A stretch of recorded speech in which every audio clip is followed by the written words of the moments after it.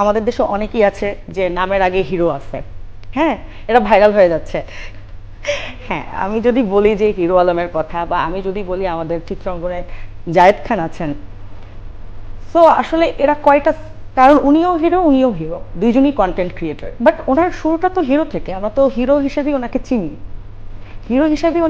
কিন্তু উনি ইদানিং ভাইরাল হচ্ছে ওনার কথা দিয়ে। যেমন লাস্ট আমরা দেখেছি যে ডিগবাজি দিয়েছে একটা র্যাম্পের শোতে, ওটা কিন্তু উনি বুঝে দেয়নি। ফার্স্ট অফ অল, যখন দেখেছে যে এটা ভাইরাল হচ্ছে, এখন সে সব জায়গায় ডিগবাজি দিয়ে বেড়াচ্ছে। আমাদের দেশে অনেকেই আছে যে নামের আগে হিরো আছে।